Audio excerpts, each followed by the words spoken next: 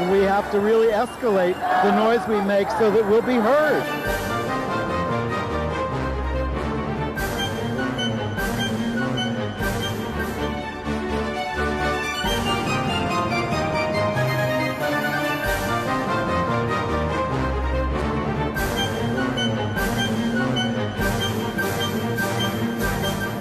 Welcome to Gay USA, your LGBTQ news show. I'm Andy Humm.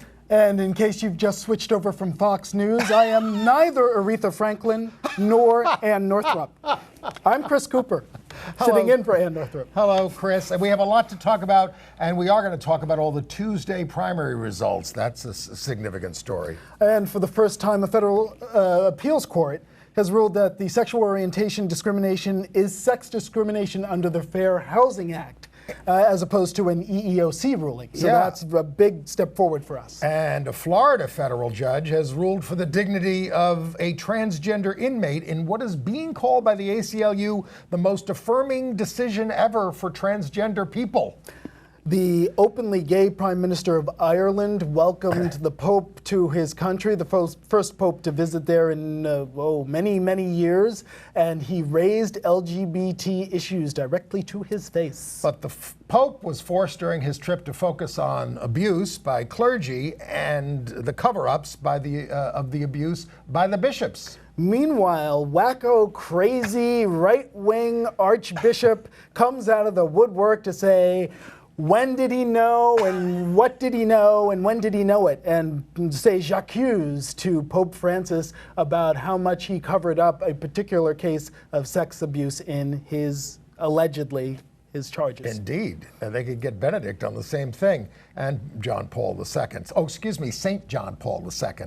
And while church leaders turn on each other, the rats in the Trump crime family are also turning on each other. There was a big dinner for LGBT bigots at the White House, and Ivanka posed smilingly with at least one of them. Yes, they would call themselves evangelical moral leaders, but we don't see them that way. And we're going to look at the record of the late Senator John McCain, especially on LGBT issues. The worst story of the week is a 9-year-old Colorado boy who took his own life when he came out and was bullied by his classmates. Terrible story. And also a terrible story, or in this case an allegation. Opera star David Daniels and his husband are accused of raping a man in 2010. And Andy will give you his review of Pretty Woman the musical. I will talk a little bit about Crazy Rich Asians and Black Klansmen. Now, but let's start off by going to Florida, where we had this tremendous result in the gubernatorial primary, where Andrew Gilliam, who was the mayor of Tallahassee, Florida, the capital, it's only 181,000 people, but he ran as a big progressive, won the Democratic nomination in the three-way race. He was backed by Bernie Sanders. Yes. So, and he's very pro-gay. Meanwhile, no, just saying, when he was mayor. When some counties refused to issue marriage licenses to gay couples, he invited them to come to Tallahassee. He led the fight for domestic partner benefits there as a city council member. And he promises, of course, because Florida doesn't have it, statewide LGBT rights protections if he's elected.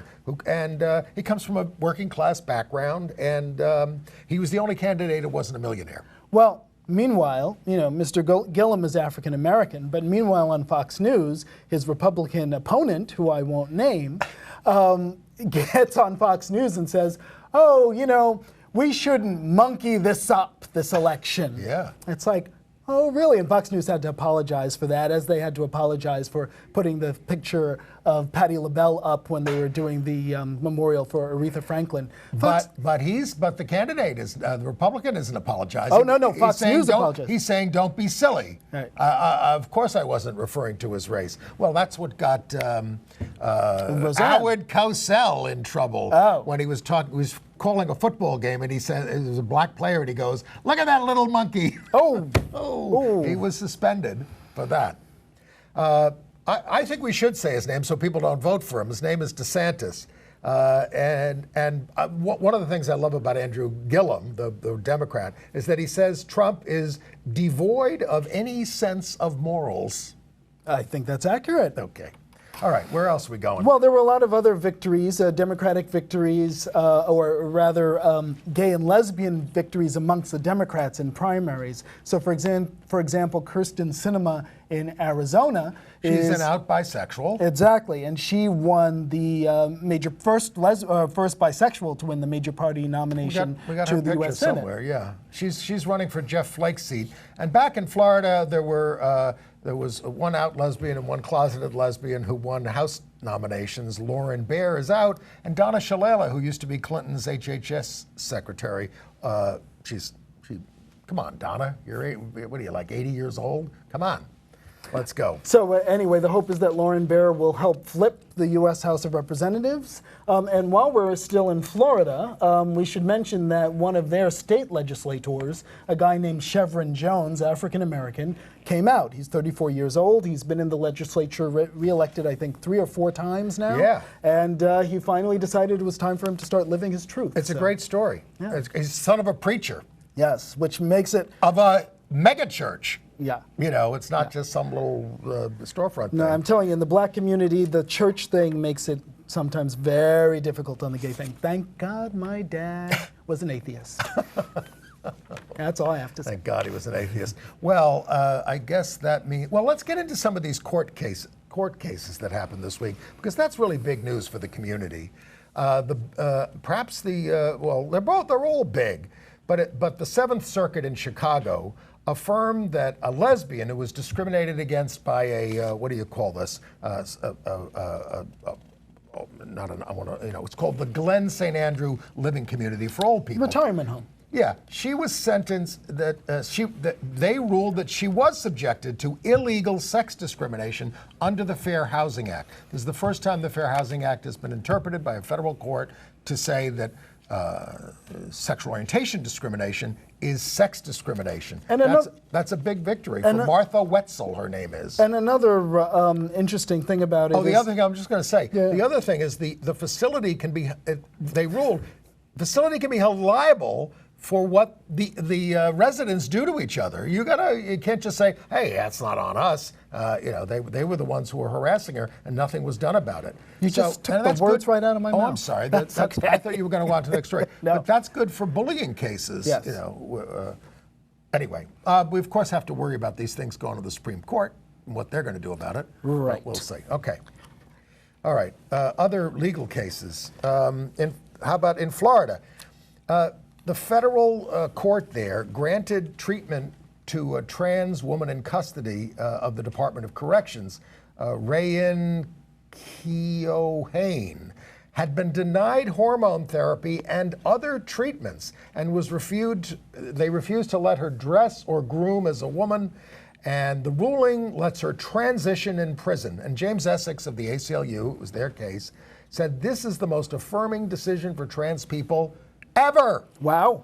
That's what he said. Well, back here in New York, there was a trans positive ruling for Sean Simonson, who worked for the Department of Social Services in Oswego County for years, and when he retired, he was born a woman but transitioning to a man, Right. and they denied him his health benefits that he had earned through his service to the county for so long. Well, they denied him transition-related health care, and now they say they're going to provide it going forward to everybody, but they're not giving him damage, or is it him, I guess, damages, but it was settled with Lambda Legal Defense. Yeah, so at least going forward, people are going to get their coverage. But on the other hand, 16 states are urging the Supreme Court to overturn a federal appeals court ruling that Michigan funeral home we talked to you about that discriminated against a transgender employee. They're saying this isn't sex discrimination. That's not what Congress intended in '64.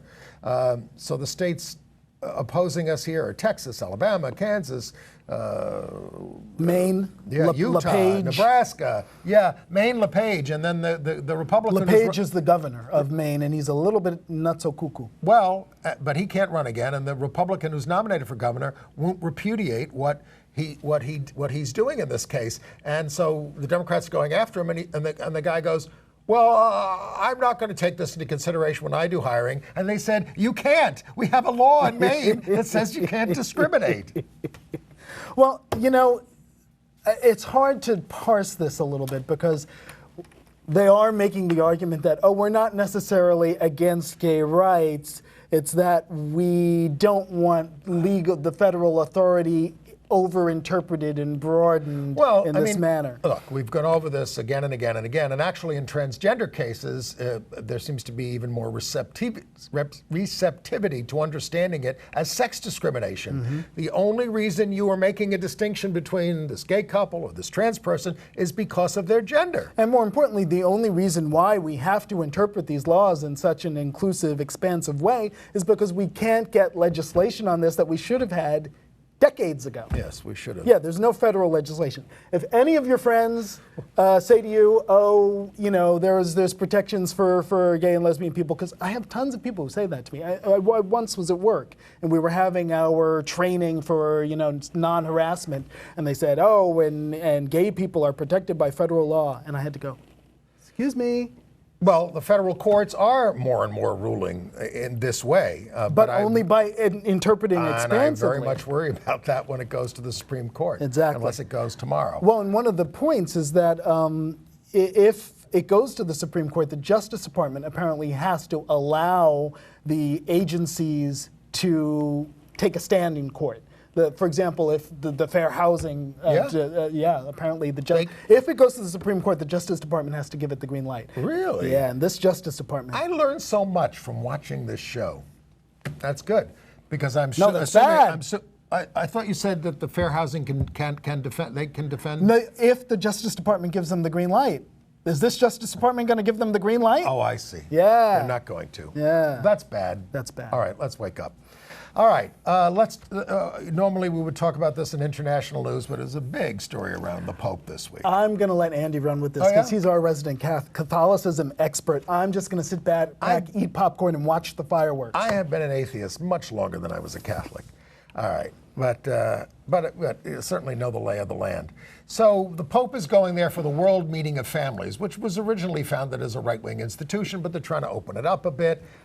So he's greeted by the Prime Minister, who was an out gay man, Leo Varadkar, who promised to raise gay issues, but he kind of did it obliquely.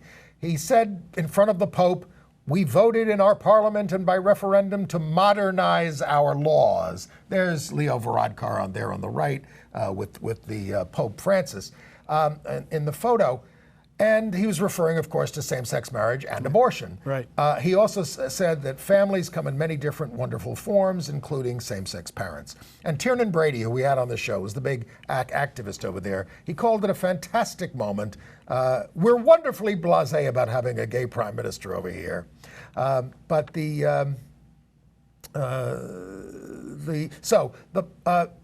then he met with the Pope also met with the President of Ireland, which is a ceremonial office, but this guy, Michael Higgins, is terrific. And he brought up directly how Ireland has advanced on sexual orientation and gender identity issues. So here's where things get interesting, because while the Pope was over there, there's this... And having to apologize for abuse abjectly because of the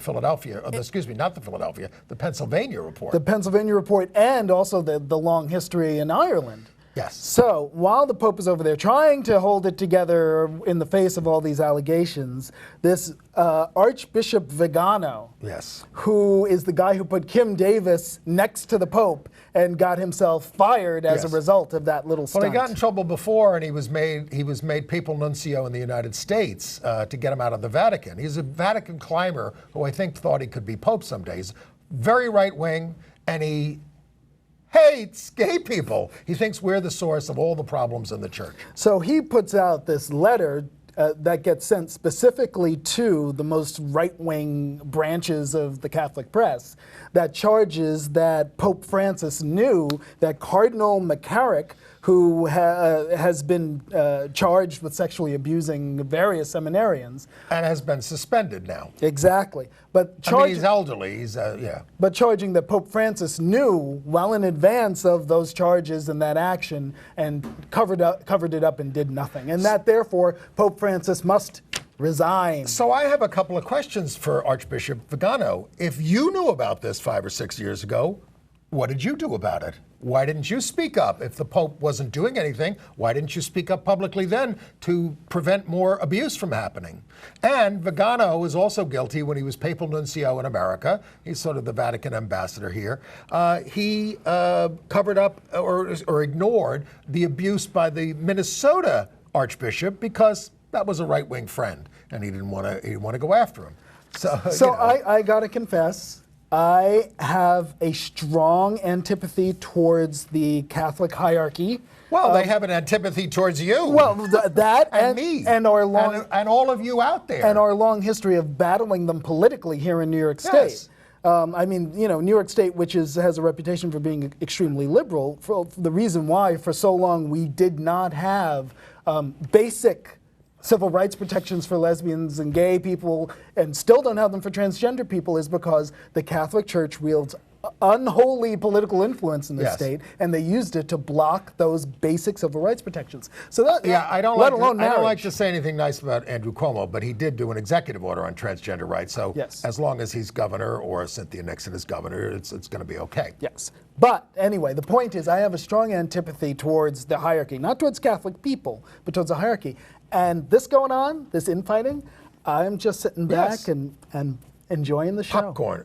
Break out your popcorn. Yep. Well, now also on the plane coming home, Francis was asked what a parent should do if they got a gay child. That's and he said there's a lot that can be done through psychiatry. But he said don't throw them out of the family, don't condemn them, let them express themselves. It's double talk. It's double talk because the church keeps saying this is a sin that will send you to hell forever, and until they retreat from that and say we're wrong about that. You're also wrong about women priests and governance. Look, I keep saying the Catholic Church is not going to solve its problems with abuse or anything else until it is governed from below, like most denominations, where the people hire their own priests in the parish, right? That's what most Protestants do, right? And they elect their own bishops. But if they keep saying, oh God, please send us somebody better for this terrible position, you're going to still have this nonsense going on. Yeah, it's not going to happen. Well, then you might as well resign yourself to the abuse. Okay. All right. Anything else on the Pope's on trip? the Pope, I think that's quite enough about the think Pope. so, too. Let's talk about Trump. The Trump crime family is collapsing. So you had the Michael Cohen, and then the CFO of Trump and Company, Alan Weisselberg, Paul Manafort, who was turning state's evidence, right? But the great thing that's going on right now is that the Manhattan DA, district attorney, and the state attorney general have cases against the Trump crime family now. These are things that Trump cannot pardon. He actually would have a great deal of difficulty interfering even in the Manafort case and the Cohen case, because the Cohen case, because it's in New York, and it's out of the reach of him being able to just fire somebody who can stop the case in that case. Oh, that's Anyway, good. So good. Meanwhile, at the White House, Yes. Well, there was a big meeting of evangelicals, a big dinner where Trump got in front of them and said, oh, you guys have done so much for me, but, I've also given you everything you wanted. It's true. And it's true. It's 100% true. And he knows it, and that's why his base is so solid. Yep. But attending this fest was Pastor Jim Garlow? Yeah, there he is. Jim Harlow, isn't it? No, it's Garlow. Okay. I wrote Harlow when I read it. It's Garlow of San Diego. He promised to go to jail if same-sex marriage passed, but he seems to be out now. And he also said Satan was obsessed with destroying marriage. Trump has had 3, of course, so he's doing a pretty good job of it. He said pastors should act like Bonhoeffer against Hitler. Oh, Lord. So that's violent talk, but it's actually the president to this gathering, and this has been widely reported, said, and there's no tape of this, but he said violence will follow if Democrats get elected in the fall. He said because they're controlled by Antifa. Well. All right. Well, while we're talking about federal stuff, should we talk about the passing of John McCain? Yes, we should. All right. We should talk about that. It's were doing it while services are taking place for him. He was a very conservative Republican. Right. He voted with the president 83% of the time. A lot to admire about the guy in his personal fortitude and history. Here's my theory about why people like him. Mainly because he seemed like a human being. He talked to the press relentlessly. He answered their questions relatively candidly, and just all that access was something we're sort of unused to in politicians, and that's why he had things like the Straight Talk Express. But the things he did, he was quite the warmonger. Not only was he dropping bombs on everybody, and volunteered for that, but every single war he wanted it to be bigger, practically, that we've ever been in. Well, maybe his biggest crime was inflicting Sarah Palin on the nation. Yes, he was. And that was Steve Schmidt's idea. Steve Schmidt, who has left the Republican Party now, he was the campaign manager. Yeah. And he wanted Sarah Palin as a sort of a Hail Mary pass because they were going to lose and for 5 minutes they were ahead in the polls. Yeah, for 5 minutes it worked, and then she opened her mouth and it was over. Yeah. But anyway, so he was pretty much against us, though he was a little bit of a moving target, moving slowly in our direction. Yes, he mostly voted against us. Yeah, yes. though he voted against the exclusion, or Trump's attempt to exclude transgender troops. Yeah, he came around on that, and he did vote for the Employment Non-Discrimination Act in 2013, and he voted against using the Defense Authorization Act to advance discrimination, and he did urge a veto of the Arizona License to Discriminate bill, which was vetoed by the far-right Governor Jan Brewer. Remember all that? Yep. And it was basically a business thing, where the business people said, don't turn this state into a complete right-wing bastion. We're very conservative. Don't do that. Okay. So, one side note on the whole McCain issue is that now that he's died, the question is, who is the Republican governor of Arizona going to choose to replace him for the next 2 years? And one of the names that has been floated is Cindy McCain. Who's she? Well, that would be his wife, his widow. And what makes that interesting is that she and McCain's daughter, Meghan McCain, appeared together in a No on 8 campaign. Yes, no hate. No hate, exactly. I think they had it tattooed on their cheek or was it across their lips? Across the mouth, yeah. And so, she's expressed in the past, some pro-gay views. Well, that would be a nice, if you pardon the expression, F you to Trump if they did that, but I don't know if the governor has it in him. We'll see. We'll see. I mean, it's probably the best outcome we can expect from a Republican governor of Arizona. Yeah, yeah. So, fingers crossed. Okay. Well, yes, if you have to deal with an interim appointment. In other political news, HRC, the Human Rights Campaign, endorsed Andrew Cuomo over bisexual Cynthia Nixon. But you probably, I don't know if you watch television, maybe you do. So, occasionally. A little bit? Okay. Have you seen these ads that Cuomo and his running mate, Kathy Hochul, a former congresswoman, are running? They're linking Cynthia with her running mate, Jumaane Williams, who was this basically radical grassroots, tenant activist who works for the poor, who took a long time to come around on LGBT, on same-sex marriage, and on abortion. But he did. So they're running these ads saying, she's running with a conservative who opposes a woman's right to choose and opposes the right to marry. Well, he's changed his mind on that. He has. And, he never really worked against our rights, ever. But Andrew Cuomo didn't support same-sex marriage in the beginning. Kathy Hochul only had an 80% rating from HRC herself. It is disgusting. The first time I saw those ads, it almost made me decide then and there to vote for Cynthia Nixon. And Jumaane Williams. And we get to vote separately in the state, don't we, for lieutenant governor and Yes, you governor. do, and then they have to run as a ticket in the fall. It's crazy. It has stuck some people. I mean, Jumaane Williams could win and have to run with Andrew Cuomo. That's what I'm chuckling at. That's what I'm chuckling at. He wouldn't be given much to do in the administration. Well, His like father, Kathy Hochul has much to do in the administration? I don't know. Lieutenant governors do nada. Well, we don't have time to go into all the stories that I can tell about that, which has happened in the past. Now, here's a little dicey. And by the way, I think Andrew Cuomo probably crapped himself when he saw this Andrew Gilliam win in Florida. I mean, Andrew Gilliam in Florida won the gubernatorial nomination, came out of nowhere. He was at 16% in the polls. He had no money. Sounds like Cynthia Nixon. Anyway.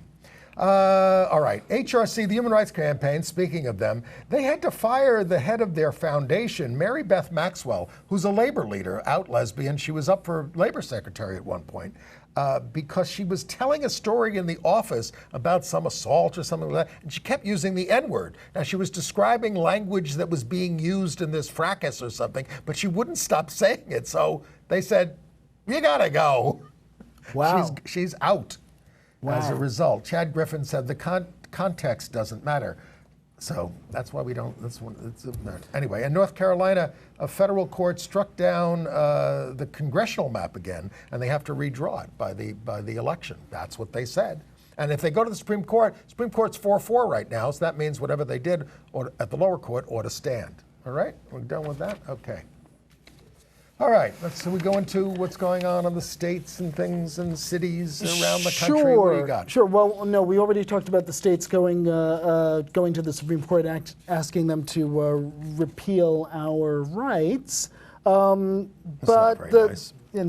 But the Democratic National Committee has actually come out reaffirming its support for LGBTQ people in a big way. They are now. They've updated their bylaws to say that on gender inclusion, to include people who are gender nonconforming. Before, if you were a caucus goer, you had to declare yourself as a male or a female because they had to balance. They had to have a certain amount of balance. Gotcha. Now they're saying if you're nonconforming, go ahead and say so. You're free to express yourself. And they also passed a resolution condemning discrimination versus LGBT people in the name of religious freedom. Which is very important, because that's the big wedge these days that they're using to try to roll back our rights. Well, shall we go to the opera singer? Where are we in our list here? Well, maybe let's hold off on. We could if you want. It's among the crime stories.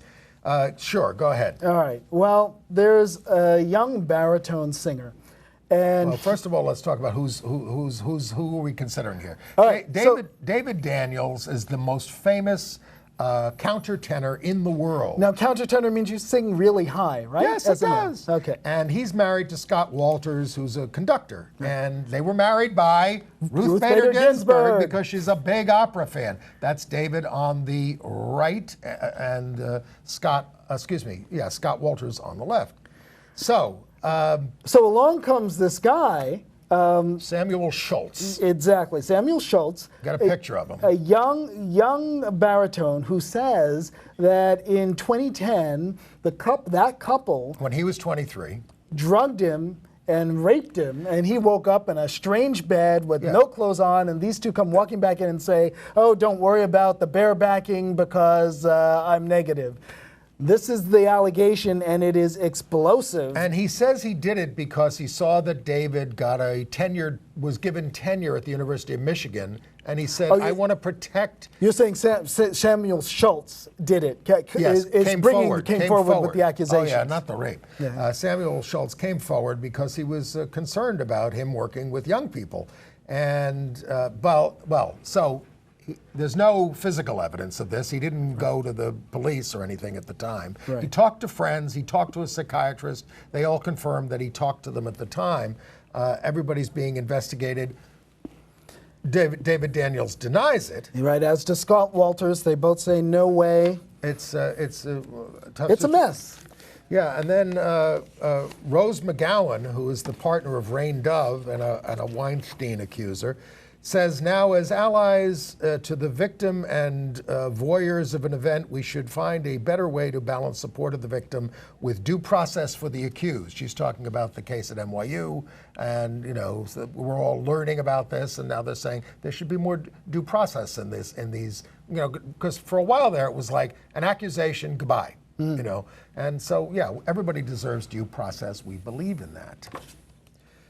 We should as Americans. All right, should we do this terrible story in Denver? Yeah. This is about a 9-year-old Jamel Miles who killed himself after being bullied. We have a video report if we can run it.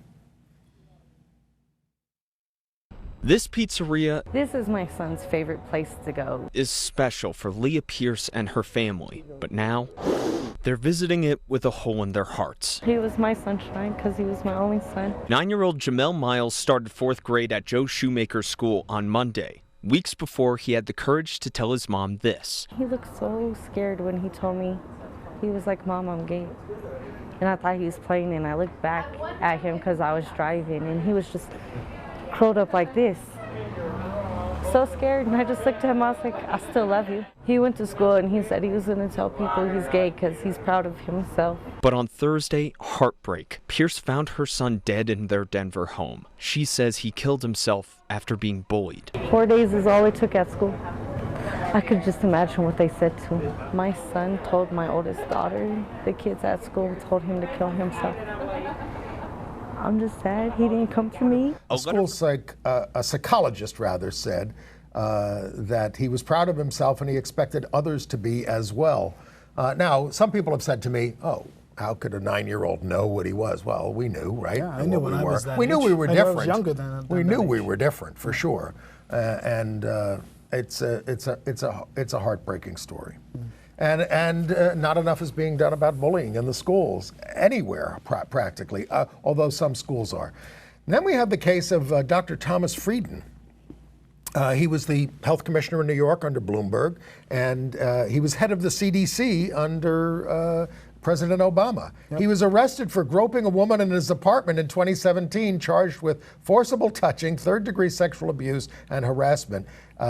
She says he groped her while their spouses weren't looking at a party, and he was arrested for it.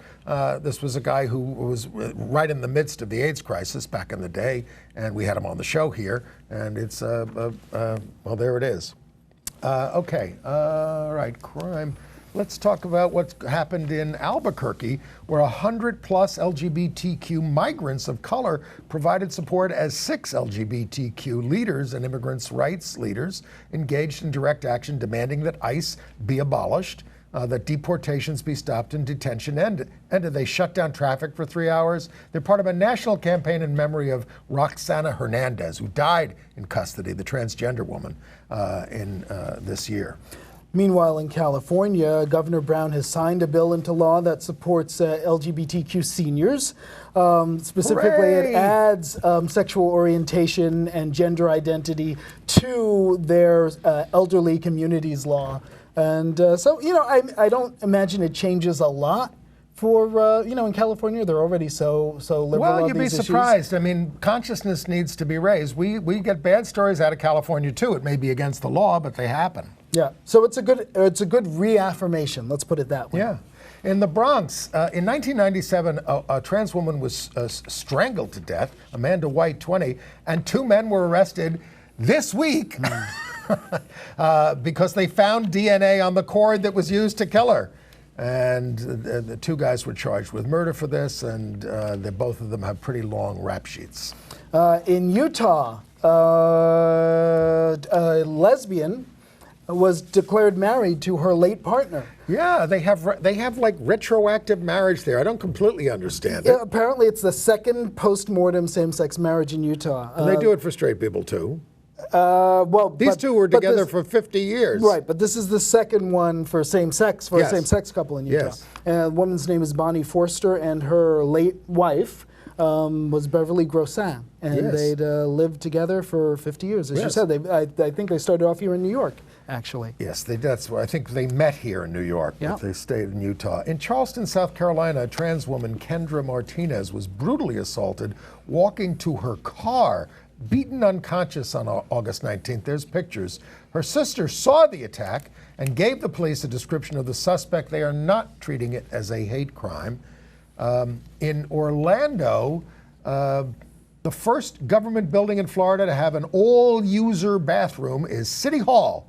It's going to accommodate trans people and those with disabilities.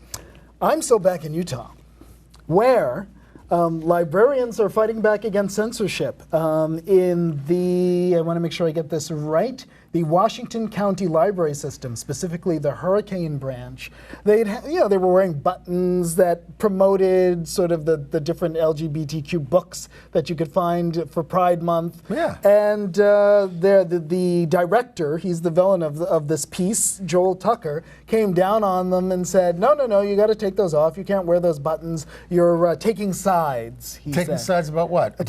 About the existence of books? About paper dedicated to gay people, apparently. I remember going to the Baldwin Public Library where I grew up, and I was obviously most of the books about gay stuff in the '60s were terrible. I mean, it was we were sick, but there were a couple of novels on the shelves, and I was able to take those out and educate myself a little bit about what gay people did and how they lived. Well, these librarians were very smart. They took their complaint to the press. To the local press. God bless the local press where it still exists. Yes. No, seriously, Yes, I know. it's a hard thing. So, but they took it to the local press, which picked it up, and then it got picked up from the local press into bigger Utah venues. And as a result, there was pushback against there's no happy resolution here. It's more a matter of, well, we got to see what happens next Pride Month.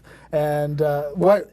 The point is, every month should be Pride Month. This director guy, Joel Tucker, is not schooled in library science. And the library associations are all coming in and saying, look, this is about freedom of information, about making sure people of course, have all kinds of access to. There were also books that you had to ask for at the desk, right, that weren't on the shelves in the old days, too. And that's a big controversy in places. In California, the State Board of Ed is slowly rolling out textbooks inclusive of LGBT history, speaking of books. They approved this in November, but the schools... A year ago. The schools are dragging their feet, and there's opposition in many districts. Well, so. it seems to be a combination of things. It's from how I interpreted the story, that there is opposition on the ground in some districts, but in other districts it's money. They don't buy textbooks necessarily all that often. We all know how strapped so many districts are. And how expensive textbooks are. So, gradually, hopefully, as they do replace their textbooks, they'll replace them with these now approved LGBT inclusive history books. I mean, I just got finished doing a big story in the Gay City News, which I'll try to link to in our email or send out at some point, about how New York City is making progress because, we had a bullying incident that ended in death for the bullied kid, Abel Cedeno, struck back, protected himself with a knife, ended up killing one kid and slashing another. And that trial is still going on. It's making very slow progress.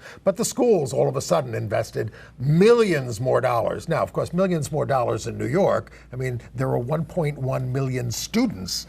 And I went to a forum on this, and the guy who's the gay liaison for the Department of Education said, "Well, we've got a brochure now, and we're going to table with it." I said, "Table with it? It needs to be in the hands of every single student in the school system, so that they know what their rights are, that they can complain about bullying, that they can get something done about it, and that they can transfer out of the school." This is what a lot of kids don't know. If you're being bullied, if you apply for a transfer, they have to give it to you.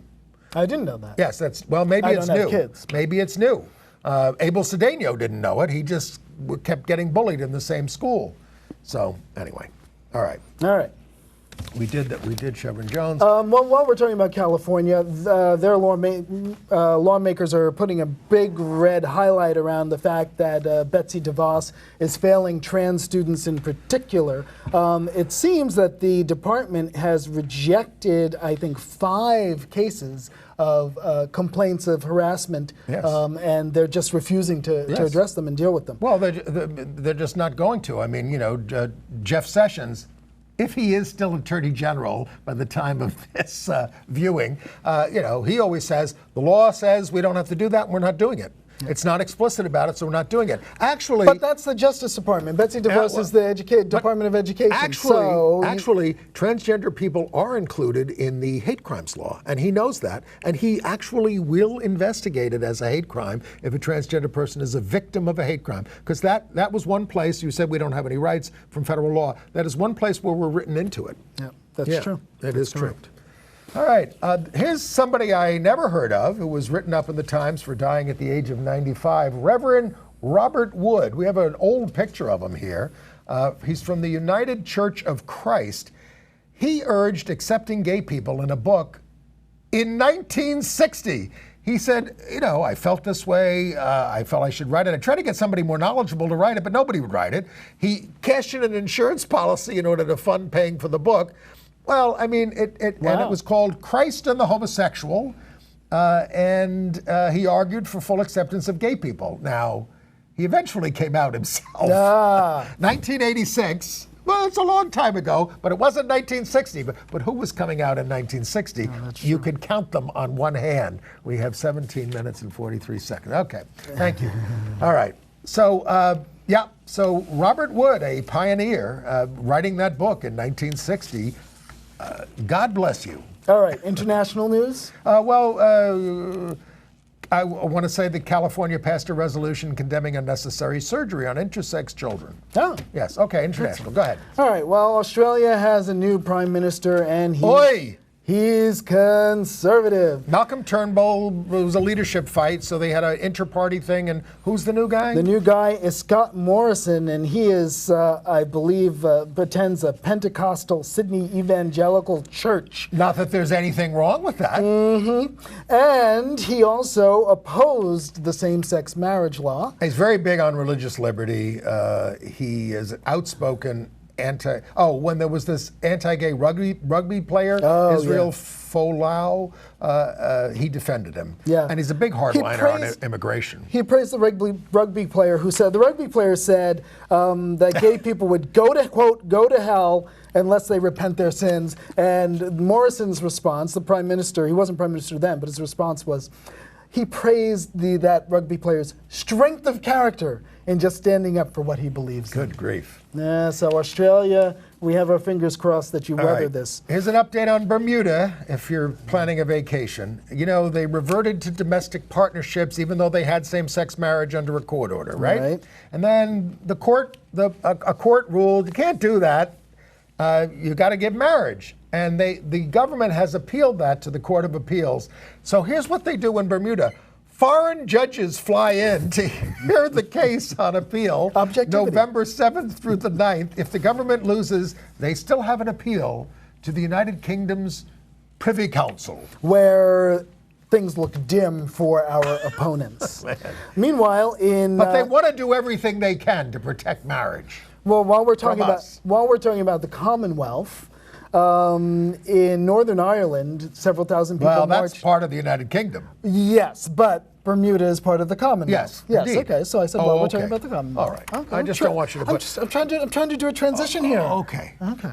So segue. Thank you. In Derry, in Northern Ireland, their second largest city, they had a great gay pride parade, their 25th anniversary pride celebration. Thousands of people turned out, apparently. Yeah. And they always march along the ancient civil rights routes that they did 50 years ago. Yes, they did. And they were led by Bernadette McCalliskey and Eamon McCann, because there's no same-sex marriage in Northern Ireland. That is the one part of the UK that does not have it. And Sinn Féin, the more radical party in Northern Ireland, is attacking the UK government. See, right now, essentially, there is no government in Northern Ireland because they can't form a government because there's too much fraction. So, but the UK can make laws for Northern Ireland in the absence of laws from the Northern Ireland Assembly, and they won't do it because Theresa May is being propped up by 10 members of the Democratic Unionist Party, which is the right-wing Protestant party over there. It's the Protestants who are hurting us over there, not the Catholics. All right. All right. Meanwhile, in Hong Kong, a woman has filed suit to have her civil partnership recognized. She's not challenging the marriage laws just yet. Yes. But she says... This is unprecedented. Exactly. And it could backfire, or it could be the step they need. Yeah, one of the leading gay litigators said it's too soon for this case. But, you know, in July, a female expat did get the Court of Final Appeal there to recognize same-sex marriages and civil partnerships from overseas for purposes of granting dependent visas. There you go. So they've made some progress. Yeah, they're seeing that as the possible opening to maybe allow this to happen. In Nigeria, police raided a hotel and arrested 57 men on suspicion of having gay sex. They were at a birthday party. Some of them weren't even gay. There were women there who were not gay as well. They face up to 14 years in prison because they're suspected of maybe having had gay sex during this birthday party in a hotel. Well, wait a minute, I got another Nigeria story. Okay. Oh, is this the president? Yeah, go ahead. No, you do it. His name is, he's guy running for president they're all running next year. His name is Donald Duke, one of 10 candidates. He says he will decriminalize homosexuality and he would have a gay person in his cabinet as long as they don't talk about it. And that's the thing. He says, this guy is a former governor of a state in South Nigeria. He says he wants us to be discreet, but I have to say, it's a start for him to say these things. No, it is. It's very much a start. When Britain 50 years ago decriminalized sodomy, homosexuality, you were still not allowed to make any public displays of affection. You could only do it in your home when no one else was in the house. Have you ever been to Africa? I have not. Have you? I was in Kenya and Tanzania, and I was very careful not to let anyone know I was gay while I was there. I basically put myself back into the closet while I was there. There are neighborhoods in New York where I'm that way. Well, no, but I did finally, my guide in Kenya, I finally came out to, somehow it came up in discussion. He must ask me, oh, are you married or whatever? I said, no, I'm gay.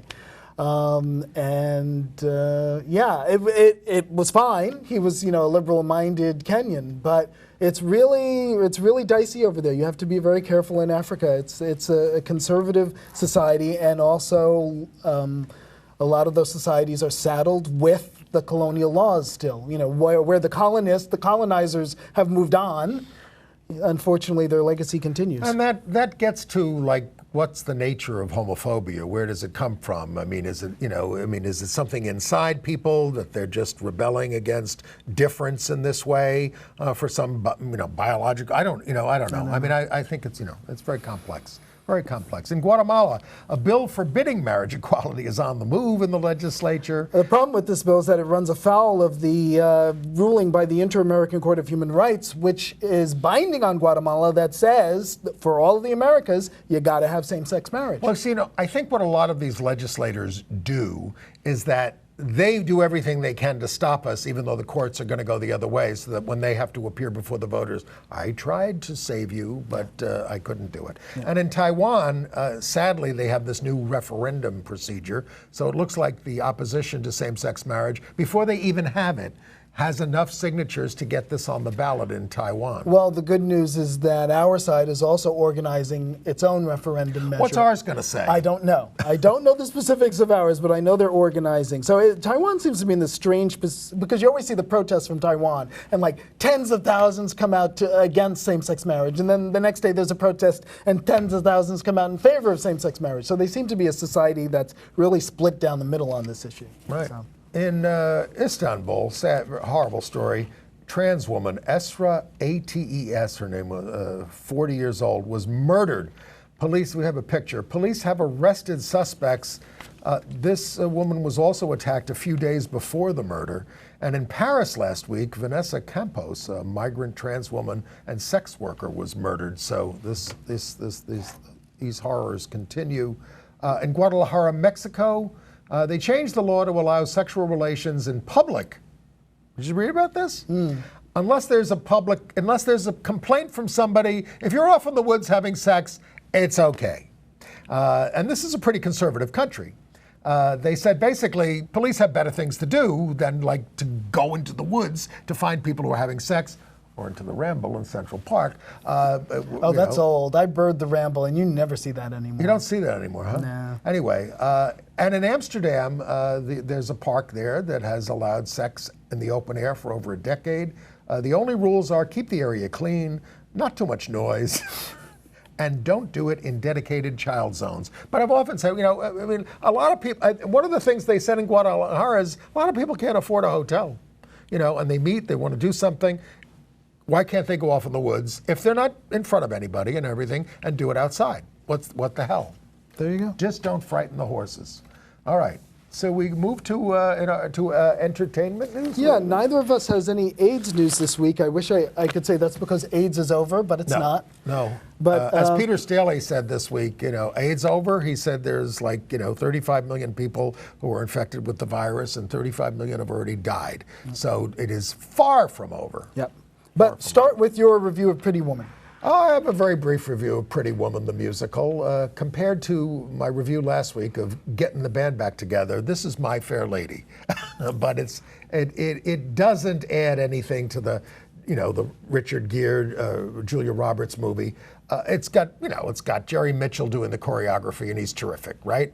But you're sitting there, and I like the movie pretty much, right? And this is a real throwback to the '80s, where the styles were horrendously ugly. I wish I had a picture of it. But the show seems to be doing well, but I don't think they added anything to the property. Okay. And that's There you go. All right. Well, I have to apologize because I didn't even think of this until just this moment. Last weekend, I was at FlameCon, the largest gay, lesbian, transsexual, bisexual, transgender comic book con in possibly the world, certainly in the country. Did you have a nice time? It was here in New York. I go every year, and I have these fabulous photos of the various gender-switching superhero costumes that they did. Well, show some of them. Well, I didn't think of it until Pull your just phone a out second. and get them on here. Will you send them to us so we can show them next week? I will do that. But anyway, keep FlameCon in your mind for next year if you're going to be in New York. It's usually at the end of July, beginning of August, and it's a lot of fun. It's very much a lot of fun. Did you dress up? I did not. Maybe I'll do it next year. We'll see. Have you ever dressed up? I have never dressed up for FlameCon. I don't dress up for Halloween anymore. I dress up for Halloween every year. But I dress up for this show. I don't wear a jacket and tie other than for this show. Well, I should dress up for FlameCon. Anyway, I wanted to talk a little bit about the movie Crazy Rich Asians. Yeah. Which is, it's silly, simple fun. It's easy to digest. What I like about it is the fact that it does not feel the need to have white leads, which is so unusual these days. Are there any white people in it? I can't recall a single one. It's entirely Asians. It's sort of like the experience of going to see Black Panther when that movie was, tearing up the box office. And this movie is tearing up the box office too. Yeah. And it's a wonderful message. That's one of the reasons why I wanted to go see it, was to support that idea and the fact that, yes, Hollywood, you can make money by showing stories of people other than white people. And white people will be interested in these stories too. That's why we went to see The Boys in the Band in 1970, because it was going to be all gay people. Yeah, so... And most of the actors were gay too, although not out in those days, most of them. Well, so Cliff Gorman wasn't gay. Crazy Rich Asians... Larry Luckenbill. I see. Sorry. Yeah, it's okay. Crazy Rich Asians has two gay characters, and this is where the movie, I think, fails a little bit. I mean, they're positive characters, but, they're in supporting roles, all right, not surprising, because this is a romantic comedy about, these two people who meet, and will they get married, will they, won't they? So it's supporting roles, but they're incredibly stereotypical. And even worse, they're eunuchs.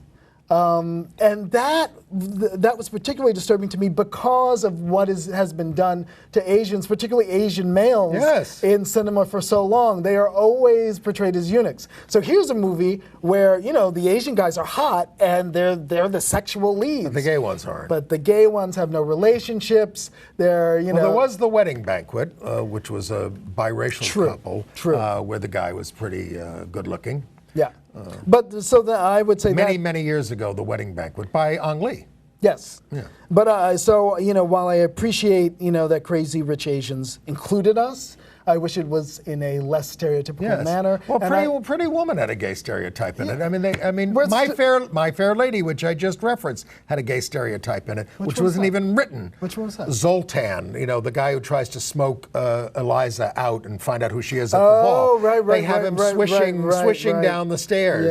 It's very offensive. Yeah, you're right. I mean, there are times to cast stereotypical gay characters. They have a role to play, etc., but not gratuitously. Not just to get a cheap laugh out of the audience. Well, anyway, check out Crazy Rich Asians if you're in the mood for something light and fun. Just keep in mind that, we're there, but we're kind of there the way we're always there. And we'd appreciate a time cue from the office, from the control room if you have it. And finally, Black Klansman, go see it. Spike Lee, about a black guy who infiltrated the Klan and it was amazing. It was fun. It was moving. It's an excellent, excellent movie. I can't recommend BlacKkKlansman highly enough if you haven't seen it already. Okay, I have not, and I do want to see it, and now I will, because Chris Cooper. And where can we read Chris Cooper's movie reviews? Our sacrificial moviegoer. You can read them at cfcooper.net. cfcooper.net. That's always in our email. And if you'd like to be on our email list, all you have to do is go to gayusatv.org, and you can sign up right there online for our weekly email, which gives you program notes like the one I'm going to give you now, because free speech is going. Not all of you see us on Free Speech TV, but they're going into pledge mode from September 6th to September 30th. So during that period, Gay USA will premiere on Fridays at 8:30 p.m. and repeat on Sundays at 7 a.m. and 7 p.m. Regularly scheduled programming will resume on October the 1st. Okay. Guy Pearce this week. You know the actor Guy Pearce, right? He did Time Machine, Sure. and many movies. He waded into the casting debate over who should play which roles. You know, about whether a transgender actor has to play a transgender role, gay play gay. Sure, And, this came up with, what's her name, who plays Black Widow? Scarlett. Scarlett Johansson. Yes, and Scarlett Johansson, apparently the highest paid actress in the world, Can pulled I- out. Yes. because and Ann said because she does the superhero movies. And can I just be the counterbalance to Ann? Yes. I know there's a glut of superhero movies, and some of them, particularly the DC ones, tend not to be that good. But there are some really great ones, and I am a fan of the superhero genre. So don't listen to Ann. Go ahead. Well, I certainly grew up with that. I mean, Batman and Robin and Superman helped me with my gayness. Well, right? and full disclosure, I used to work at Marvel Comics, so I may be a little bit biased. Go Okay, on. well, or you might be biased for, you might be biased against. But let's finish up with Guy Pearce. Yes. Guy Pearce, remember he played a drag queen in Priscilla, Queen of the Desert. Sure. And caught some flack for that. But he's saying now, in terms of acting, he says people take offense too easily to saying, well, I could play that role, and he says he knows he's going to get flack for this, but he thinks that anybody should be able to play anything, and I basically agree with that. Anybody should be able, although I don't think I would try to play an African American character. I don't think. Although, what was that? Robert Downey Jr. did it in Yes. Sound of Thunder or something like that. Yes, and then there was that crazy movie by the people who did. Oh my God! You shouldn't bring something up, Andy, if you can't remember what it is. Where all those actors were playing men and women, and Hugh Grant and Jim Broadbent and all these people. It'll come to us. But everybody played everybody. Everybody played men, women. Everybody played about 5 different characters in the course of the movie. I forget what the name of it was. You'll tell me. Oh, You do remember. Was this the Cloud Atlas? Yes, yes, yes. What did you think of that? Left me cold. We're out of time. It's been great having you, Chris Cooper. Oh, and we're glad not to going to be here, resolve Andy. the casting debate.